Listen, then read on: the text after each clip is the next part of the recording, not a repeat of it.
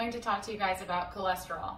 This is just going to be a summarized version of cholesterol and why you shouldn't worry about it when your labs are high cholesterol and your doctor is trying to throw statins at you. So the first thing I want to say is that context is key. These lab ranges that we're getting from traditional medicine doctors are literally made for someone eating a standard American diet, or at least someone who is eating carbohydrates and sugars on a regular basis. Keep in mind, these are the same people that recommend 6 to 8 servings of fruits per day, okay? 75% carbs. So that's going to significantly impact what they would want for our cholesterol to look like. The combination of a large amount of fat and a large amount of sugar is actually very dangerous. The only person who should be dual fueling like that would be Michael Phelps, because he's burning so much energy. No one needs to be combining fat and sugar like that, and that's also something that never happens naturally in nature. So cholesterol is essential. It's essential for good health. It is essential for vitamin D synthesis. Cholesterol and vitamin A are essential for a healthy liver. So even for our liver to regenerate itself, it needs a certain amount of cholesterol. Cholesterol plays a large part into bile production. So again, liver health. So we actually need cholesterol for these things to function optimally. The liver is responsible for weight loss and detoxing, and yet we are also told that if we want to be healthy, heart healthy, lose weight, and all these things, to avoid cholesterol. This is crap. And in fact, anyone that wants to challenge you with, oh, red meat is dangerous or saturated fat is going to clog your arteries, even that has been myth busted for the public to see. The people who stated that to begin with have actually come back around and said, this is not true.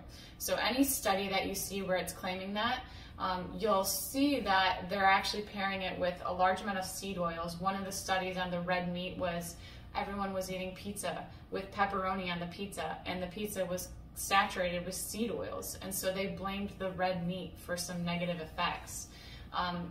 All of these studies are going to be misconstrued like that. So cholesterol is essential. My cholesterol, last time I checked it, was over 300. So the only ratio that I'm really concerned about when you're not eating carbs in the context of a low carb or zero carb diet or a high fat diet, in that context, a really good ratio that you could use is a triglyceride to HDL ratio. You get this number by dividing your triglycerides by your HDL. An optimal range would be under 2. And this is a really good representation of your insulin sensitivity and basically what cholesterol is doing in your body. Another thing that I like to tell people when they are concerned about fat or cholesterol clogging their arteries, I tell them, what happens when you spill something sugary on the ground? It's sticky. You step in it and it's sticky. What happens when you spill fat on the ground? It's slippery. Fat is not going to clog your arteries. Cholesterol is not going to clog your arteries. The combination of cholesterol with other bad things, or I should just say sugar, is what's going to cause some issues with your health, your heart health for sure. Dr. Stephen Hussey is a really great expert on heart health. Some people that I like to point others to when they ask about cholesterol would be Ivor Cummins, Dave Feldman, and Benjamin Bickman, or Ben Bickman. That's B-I-K-M-A-N. So all three of those guys are fantastic, and they're going to give you a really good explanation on cholesterol. Dr. Berry, Dr. Ken Berry, has YouTube videos on cholesterol as well. And also keep in mind that if you are losing your own body fat, if your circumference is shrinking, but your cholesterol is going up, especially the bad cholesterol, what could be happening is that your body, you're literally tapping into your own body fat. And we store toxins in our body fat. So in order to oxidize that and use it, it actually has to enter the bloodstream again. So that could show up on your labs as well. You could be seeing higher LDL or higher triglycerides And in this situation, I would ask you, how are you feeling? What is your triglyceride to HDL ratio, but also are you losing weight? Because if you are, you can expect for your cholesterol to be going up by the numbers, because that's what's happening in your body.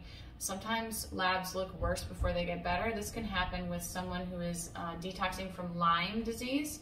Sometimes it actually looks worse before it gets better because your body is literally liberating these toxins and letting them go. So keep that in mind as well. So if you are having better energy, more stable blood sugars, losing body fat, sleeping good at night, all of these things are indicative of you're headed in the right direction. So if all of that is happening, but your cholesterol is going up and your doctor says, you need to cut out this high-fat diet, you need to start on statins and this, and this, and that, and maybe drink some green tea, I would challenge them by saying everything I just told you. Like, context is key. You could say, well, I'm not eating sugar. Fat is my fuel source. So wouldn't it make sense for me to have higher cholesterol? Wouldn't it make sense that my cholesterol levels are higher and this is literally what I need to heal my body and to support my liver and my internal organs and my heart and my digestion, all of these things. So cholesterol is not bad. It's not bad. I love having a high cholesterol. What about you?